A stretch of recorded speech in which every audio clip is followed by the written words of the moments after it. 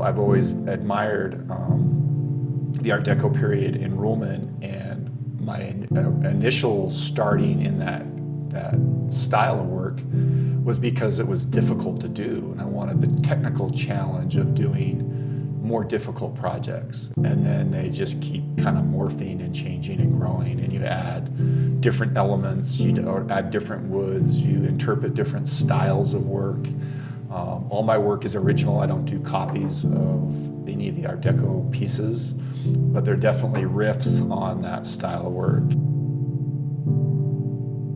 I think of the way my woodworking kind of comes together as a big giant toolbox. And the more tools you can add to it, the greater you can think about approaching a piece of work. If you don't have the technical skill to do something that you envision, by default, you don't do it. So if you can expand your technical skill, then the breadth of what you can take on as a body of work is bigger, and the water's bluer and deeper.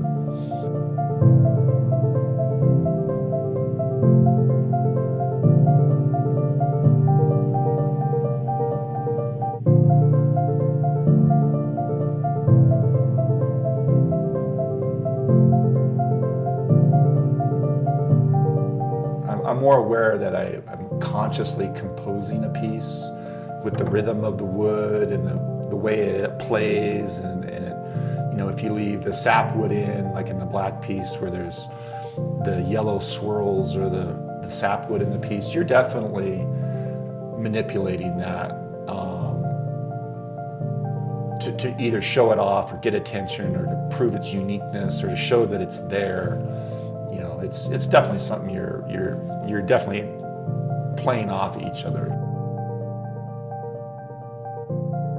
Right. You know, and I think a lot of what is left to be done is reinterpreting some of what's gone before us.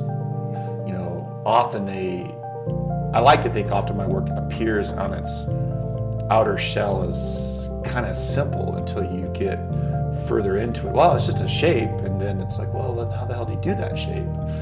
You know, and how does he keep that shape from blowing itself apart? Because wood moves, you know. Those are the things that I like as the discoveries, is there's a lot of engineering and artistry involved.